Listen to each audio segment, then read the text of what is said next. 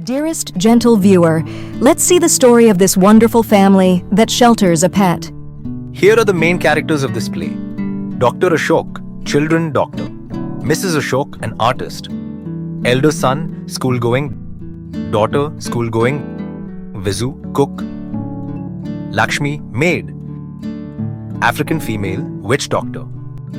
Dr. Somu, children doctor. Mrs. Junjunwala, neighbor. The family that shelters a new pet is totally taken up by the commotions it creates at home. Main character, ZigZag, Dr. Ashok Krishanan's clinic usually sounded more like an ancient Chinese torture chamber than a child specialist's clinic. This was because the tiny children who were his patients left out a variety of blood-curdling yells and ear-splitting sobs. It's all because my patients were making so much noise and crying so loudly that Somu couldn't hear me properly. He rang me in the clinic to ask whether we could keep ZigZag with us when he leaves for Alaska. And now Somu thinks I said yes, even though I clearly said no. I know you are busy getting your painting ready for your exhibition next. ZigZag! Isn't that Uncle Somu's prized giant green and gold fighting beetle? The one that spits deadly poison straight into its opponent's eye? No, the beetle is called Spitfire. ZigZag must be Uncle Somu's pet snake, the African sidewinder, the one that slithers zigzag all over his house. You're both quite mistaken. ZigZag is a most harmless, unusual and lovable bird.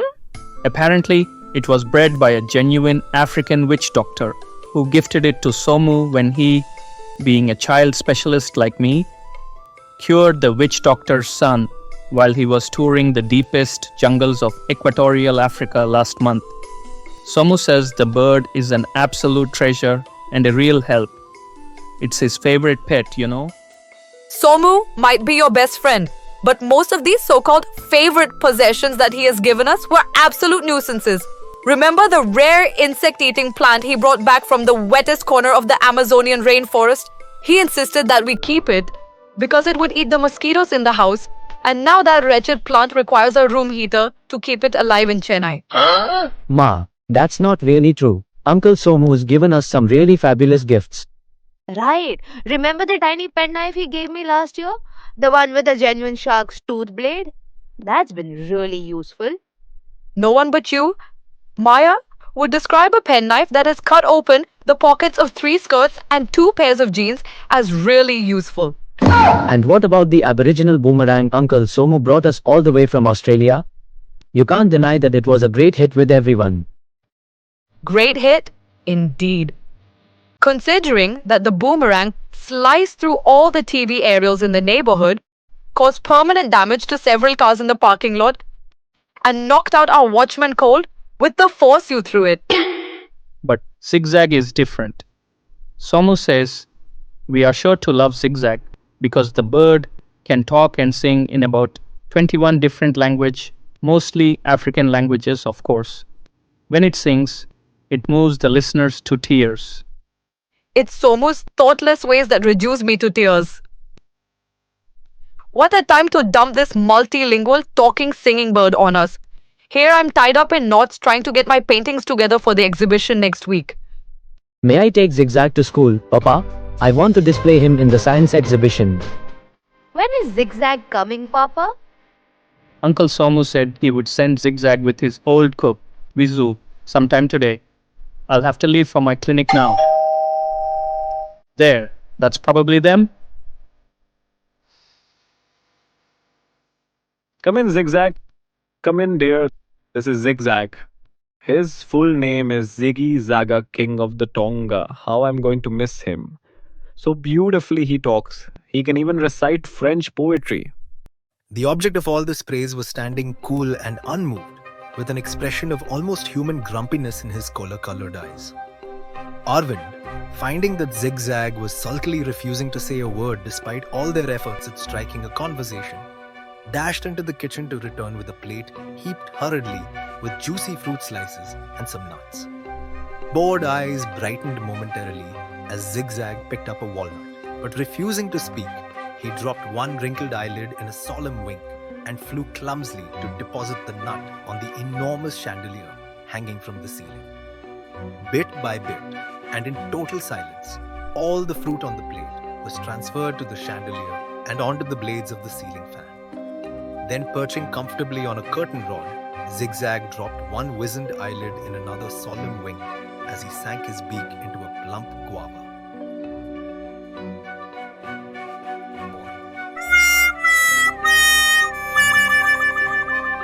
Don't worry, children. Just wait till ZigZag settles down in this new home. Then you can have a great time listening to him. Visu comforted as he left, noticing how disappointed they looked when ZigZag stubbornly refused to say a single word to them, even though they tried speaking to him in English, Hindi, Tamil, and French. The children didn't have to wait more than 10 minutes to have a great time listening to ZigZag. For as soon as Visu left, ZigZag, still perched on the curtain rod, went off to sleep. And the moment he fell asleep, he began to snore. And what a snore it was. It began as a soft, grumbly sort of rumble, much like that which the stomach of a mildly hungry dinosaur might have made. Then it grew louder and louder and louder until it sounded as if a herd of elephants with cold was trumpeting angrily in the room. ZigZag's snore pounded their eardrums till their heads ached. In vain they did try to wake the snoring bird. 21 languages he's supposed to know. Yet this bird chooses to communicate only in Snorish, Snores, Snorian, Snoriheli, Snoralu. I thought it was scientific fact that birds couldn't snore. African witch doctors birds don't obey scientific rules. But ZigZag slept on undisturbed and snored on. In total despair at their failure to wake ZigZag, or at least stop him snoring, they shut themselves in the bedroom that was furthest away from Mrs. Krishanan's studio, where ZigZag was creating the terrible din. Mrs. Krishanan was just unraveling a roll of cotton wool to stuff in her ears when they heard their maid, Lakshmi, shrieking as if she had been electrocuted. Hearts hammering, they rushed to the studio to find Lakshmi dancing and clapping her hands excitedly as she yelled, We've been blessed. We've been truly blessed. It's raining papayas and bananas in this room. They froze in horror. Lakshmi had apparently switched on the fan on which ZigZag had left some fruit and nuts. Half-pecked fruit streamed off the fan, dampening even Lakshmi's enthusiasm as a guava landed on her cheek with a soft squish, and one walnut hit her forehead with a loud smack. One slice of overripe papaya came whizzing off the fan, and as they watched it helplessly, it, oh horrors, splattered all over Mrs. Krishanan's unfinished masterpiece, Sunset at Marina, spreading streaks of gooey orange pulp and shiny black seeds all over it. Mrs. Krishanan groaned tragically and looked ready to shoot ZigZag, but he was saved by the bell. The telephone bell. They answered one call after another as all the neighbors rang up to demand what the awful sound was and if they could please have some peace. And through all this commotion, ZigZag slept on unconcerned. Finally, an exhausted Mrs. Krishanan rang up her husband. I am going crazy with the sound of ZigZag snoring, plus all these angry telephone calls, and my beautiful painting, Bandom Pike. You know Mrs. Junjunwala, the art critic who lives upstairs? Well, she heard ZigZag snoring and had the cheek to telephone and asked me whether I could sing a little softly when I took my singing lessons. Please contact Somu and find out what we should do. Dr. Krishanan came home as fast as he could after he had left an email message for Somu, asking him for clear instructions on how to stop ZigZag from snoring. Don't worry, Somu will reply soon and we'll discover there's some ridiculously simple way to stop ZigZag from snoring. 6 days passed. 6 frantic days of checking their email day and night. 6 torturous days of having the deafeningly loud resound in their home, most nerve-wrackingly. Maya complained that she heard a permanent rumbling sound in her ears even when she was miles away from home, and that her ears ached all the time. Arvind confessed that, for the first time in his life, he was actually looking forward to going to school, considering it was as calm as a monastery compared to their house. Mrs. Krishanan had lost interest in painting. ZigZag would sometimes wake up briefly when he wanted to eat some fruit, and sometimes he would sit on the veranda looking sulky and bored as he stared at the sunset at Marina Beach. The real view, not the painting lying forlorn in one corner, ruined by streaks of hardening papaya. ZigZag never spoke to anyone, though everyone tried several times, and in several languages, to speak to him kindly. He only slept and snored. On the 7th day, Dr. Somu's email arrived.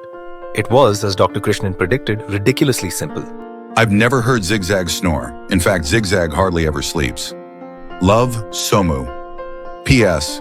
If you're finding it difficult, ask my cook Visu to keep ZigZag. Fine, Visu. I will not keep ZigZag here another minute. Calm down, dear. I'm leaving for my clinic now. Can't it wait till... No, it's now. I've invited some friends and our experts to come home and choose my paintings for the exhibition. This feathered, snoring monster will drive us all mad. Come on then, ZigZag. Why don't you wait in the car, ZigZag? When they reached his clinic, his heart sinking at the thought of ZigZag's ear-shatteringly loud snore, adding to the din of the sobs and shrieks produced by the tiny patients waiting for him.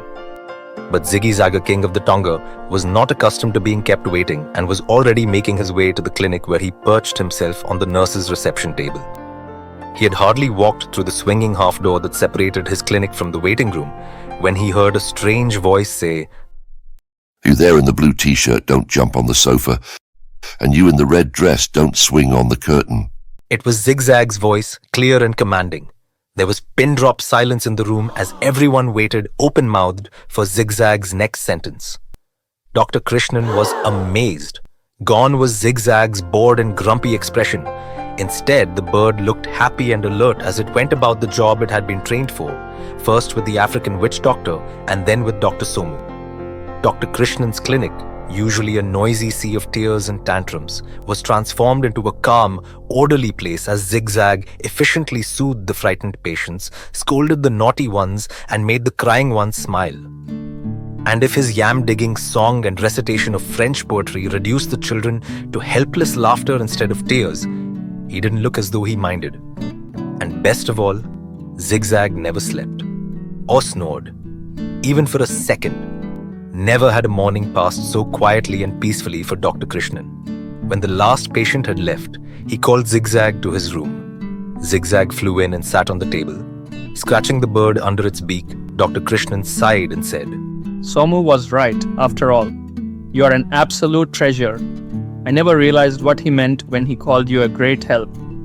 Why didn't you tell me you'd prefer to be at my clinic instead of snoring like that to show you were bored? What do we do now? No one wants you back at home now. They want me to leave you with Visu. Just then, the telephone rang. It was Mrs. Krishanan, sounding very pleased with herself. You know Mrs. Junjunwala, the art critic? She doesn't want me to exhibit Sunset at Marina. She's bought it for herself for Rose 5,000. Isn't that the painting the papaya fell on? Yes. I had left it in one corner and she chose to buy it, saying she loved my new technique of painting. She simply adored those streaky orangey bits. By the way, I don't think we were fair to ZigZag. Shall we keep him with us at home, just on trial for another week? Sure. And I could always take him to the clinic every morning so that you can paint in peace at home. My boy, you have your own strange way of showing your genius. A zigzag way, I'd call it, wouldn't you? But Ziggy Zaga, king of the Tonga, brought up on compliments as he was, didn't bother to reply. He just ate the toffee, paper wrapper and all, and then lowered one crinkly eyelid in a knowing wink. Asha Nehemiah, born in 1958 at Chennai, has lived, studied, and worked in 8 different cities and small towns and is now a resident of Bangalore. She has always been interested in writing. Her love for reading led her to study literature in college. If she had not been a writer, she would have been a teacher. Humor, fantasy, mystery, and adventure are the strong elements in her work. She loves baking, walking, reading, and traveling.